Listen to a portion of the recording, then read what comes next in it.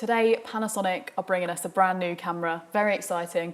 It is this, the new Lumix S5. This is a full frame L-mount camera and it can shoot stills, but it is targeted a lot towards video, and that is why Shawn is here with me today. It's 24.2 megapixels like the S1H, dual native ISO, can shoot 4K 30p, and it's coming in at quite an attractive price point. Now, if you want to find out about the pricing side of things, as it's always changing, you can find the link in the description to our store page where you'll be able to see that. But we're going to talk to you about what this camera can do. So I'm going to hand over to Shawn because you've been shooting loads of video with this thing. Tell us about it. Well, I'm really impressed with it. I'm a GH5 user, which is what we've got here, which is micro four thirds. And basically, the way that I see this is that it's a full frame version of the GH5. Now, that's not to say that this is a replacement for the GH range at all. Much like the GH5, it shoots 10-bit 422 and it does 4K. But we've got the S&Q switch, similar to some Sony cameras that have had it before in the past. So we've got slow motion and we've also got quick motion. It's becoming more standard, that, isn't it? Absolutely, it's become more standard. Yeah. At the moment, we're seeing the A7S III come out. You know, we've got R5, R6. I would want to point out that although this is video orientated, with the price point that it's at, this isn't that same level of camera, is it? I would say the S1H is still the main competitor from Panasonic for those cameras. Absolutely. Price-wise, the S1H is much more expensive and has higher specs, higher bit rates for recording. This is more a camera aimed at a professional market, because we do have 10-bit 422 and we do have 4K UHD. We don't have DCI in there. And you do also get your slow motion and your time-lapse functions. But this is more marketed not at the higher range like the S1H for like Netflix approved or anything. Sure, Is that right? So the S1H is Netflix approved, but this one won't be. This one has lower bit rates. I think it caps off at 4K slow motion at about 200 megabits per second. Okay, yeah. Whereas the GH5, actually, I think it caps off about 400 megabits per second on one of its higher modes for recording. It's got your dual SD card slots on the side. Dual is good. Dual is always good, and it switches over automatically when you're recording. Same as GH5. But the real comparison for us here, why these are next to each other, is not because of what they do internally, because they're really aimed slightly differently, right? When the GH5 came out, it was aimed very pro in comparison to what this is being aimed. It's the size that's the comparison here, and the thing that really makes the S5 look something special. Yeah, no, it's a smaller body, and I think comparatively as well, it obviously depends what lens you're using on this, but it feels lighter, if not the same weight. I tried actually, because I have, GH5 is my personal camera, and I use a Metabone speed booster to make it basically, it kind of expands it up to like an APS-C Super 35 size sensor.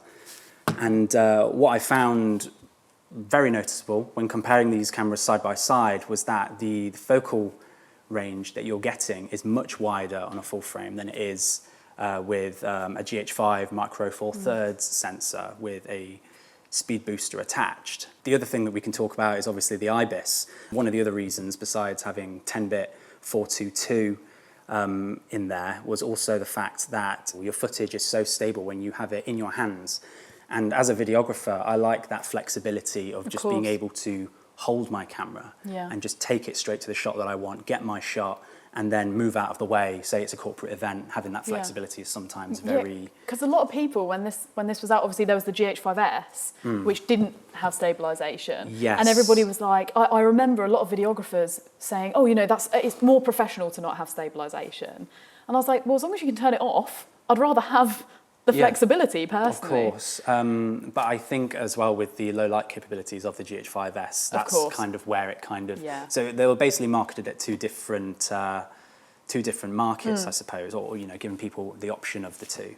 But this, it's 24.2 megapixel sensor, so arguably good in low light, but also that lends itself to stills better than if it had a low megapixel range. So it's kind of aimed at hybrid shooters. Yeah, I mean, that's the thing. Although we're saying this is video focused, and it is, Panasonic are pushing this for video, which is why we're talking about video so much, and there are so many video cameras coming out at the minute. It seems to be what everybody wants. But if you are a stills shooter, this is perfectly great for stills as well. You know, this is, for me, this is like a mini S1, because when you think about the size of the S1H, S1H is a bit different. It's got fans in there, so it is a slightly bigger body because it's purely video. Whereas this, for me, is like an S1. You know, this shoots stills, it's hybrid video, doesn't have quite what the S1H has got, same as the S1 didn't have quite what the S1H had. But in terms of the size, in comparison to an S1... Yeah, the S1 is like, big. It's a chunky like camera. Yeah, I remember thinking, God, this is like using a 5D2, you know, it's such a chunky thing. Whereas it's amazing that they've managed to get a full frame sensor into something this small when you compare it to what Panasonic have been doing. Yeah, I think they're very much catering this to somebody who is kind of starting out. Maybe they're going freelance and they need a solution, because this records like professional audio as well, like the XLR adapter. You can attach that to the top. You've got your headphone and your 3.5mm jack for microphones on the side, so you can get your 16-bit audio if you need that. But yeah, with it being so light and so small and full frame, it's portable. Really portable, yeah. Which is what the GH5 always had going for it, and why so many people loved it. Yeah. So what have you managed to get shot with it? Because I know you've had this way longer than I've had it to shoot any stills with. So what have you been getting up to with it? Well, I went out with some friends to a basketball court, and I just basically said, I just want to get some beauty shots of you guys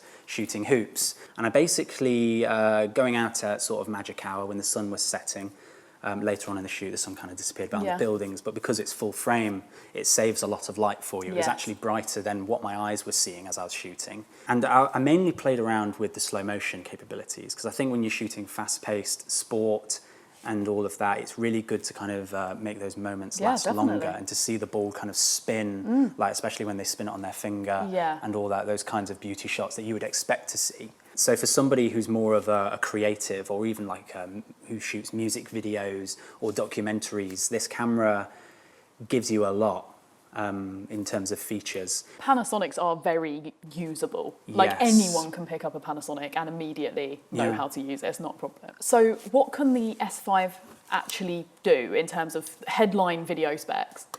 Well, we've got 4K 60p. That is at 420 10-bit, right? And that's capped at 30 minutes recording time, which I think is pretty decent in most cases. I think when you're using 60p, you're generally not recording for it to be in real time. You're generally wanting that flexibility of slowing it down. And in most cases, I don't think you would be recording for that long if you are looking to intentionally slow it down. In S&Q, we can go all the way up to 180 FPS. But that does bring the resolution down to full HD. Okay. So we don't get the full benefit of 4K when we're shooting at that. But you do have that slow motion. Oh, you do have that slow motion. So if you know what you're shooting, you just get it in full HD. I usually use 4K to crop in. Yeah. Because I know on the internet things get compressed. People generally don't have 4K monitors, to watch things on, so generally just for creative purposes I shoot in 4K. As you said, either for someone coming into the industry or looking to shoot more video than stills maybe, you know, you've got, as you say, 4K 60p, it's capped at 30 minutes. If people are sitting there thinking, oh, but what if I've got a conference to shoot or something like that, you can do 4K 30p 420 8-bit with no time limit. That's right. So you can still shoot with no time limit if you want to. Yes, you don't get that 10-bit, but you know, it's a compromise for sure, but at the price point... At the price point, it's very good. And when I was starting out, this would have been exactly what I would have gone for to kickstart my career, because that's what I did. I shot lots of event videos and filmed lots of conferences where someone's doing like a keynote, you know, panel discussion, and you need that record time. I find myself constantly like waiting for that record limit to time out and then just hitting record again, just to try and make sure I got everything and just kind of stitching it together in post as best I could. Yeah. But in most cases, with the kind of stuff I shoot now, it's fun to use. And you really can just kind of play around with it, get your time-lapse shots. Like I went down to Canary Wharf, and I filmed like the clouds flying over the buildings and things. I had a really nice day, blue skies, Vlog is inbuilt, so you don't need to buy that separately nice. and That's bring really it in later on. So straight out of the box, you've got a really professional camera. Panasonics are so feature packed. It's Yeah. something no other brand does quite as well as Panasonic, because you've got like waveform monitors in there, zebras and everything. Yeah. And you can switch those on and off as you need them. Yeah. I often switch them on, but sometimes if you just got this and you don't have an external monitor to preview, sometimes it's in the way of your frame. But you can obviously, with the touchscreen, move them around to where it's comfortable for you, or just deactivate it in the menu if you need to. The other thing, just coming back to slow motion again, because this is something that I absolutely loved. With this being touchscreen, when you're playing back a slow motion clip, you've got a timeline at the bottom when you're playing it back to yourself, and you can use your finger and just kind of find that spot that you want to see. Like you go, oh, did I catch that moment? Or you want to show it to someone, but you're recording for quite some time, and then you just scrub over to exactly where you want it to be. That is a really nice feature of that. And again, something that just helps with that ease of use. And if you want to show it to a client, if they go, oh, can I see that bit? Then you're not faffing around, you know. Yeah, oh, I've gone too far. Oh, I've got to do a quick dial back, looking a bit embarrassed. There aren't many cameras that sit in the middle.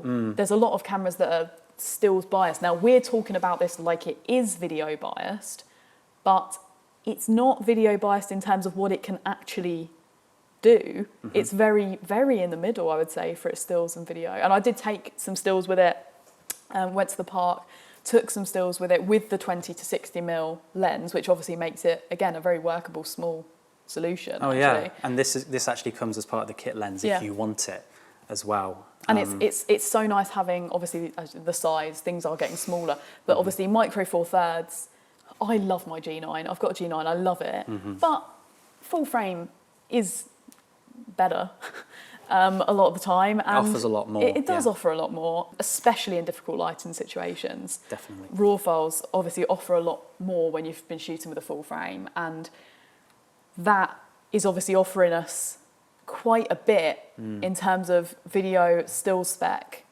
the actual technology as well, the build of the camera, and at a good price point. Probably one downside that people are going to pick up on, I mean, this is Panasonic, they don't have phase detect AF points on the sensor. It is contrast detect AF. However, they have done a lot of improvements to this to make it a far better autofocus system. Now, again, you used it more than I did. How did you find it? Well, I mean, I didn't actually use the autofocus at all. You didn't? I didn't know how to actually get it to work for me. I know that when I hold the shutter button down, that it then locks on and focuses in video mode. Yeah. But then when I'm actually recording, I couldn't actually see that it was tracking my subject at all. Okay, so maybe because it's pre. It could be because it's a pre-production model. Yeah. But I used the manual, and having the focus peaking active on there was actually very helpful. See, I mean, that's actually quite good then, because if you were using manual focus for all of your shots that we're seeing throughout this video, and you're having no problem focusing, and especially there was some really difficult lighting environments in there as well. So it's pretty impressive that just using the brightness of a screen and the waveform monitors, zebras, whatever you were using peaking, that you were able to keep that level of focus. We are going to be getting more lenses delivered for the S5. So I've actually got on the way today, but we've got a load of L-mount lenses coming for the S5. So this is just sort of an initial first impressions of, you've been having a play with it. We've got some nice footage out of it, a few stills, but we are going to put some L lenses on it and see how it gets on with something other than the 20 to 60mm lens. So watch out for that. If you want to see more from the S5, more from Panasonic and more from us, then keep an eye on our channel. You can subscribe, turn on notifications so you don't miss anything.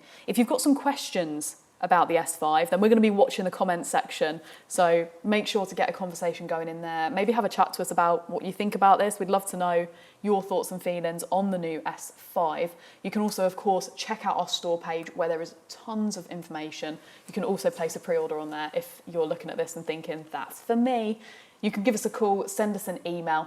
But for now, I think it's a big thank you from me for watching. And a thank you from me too.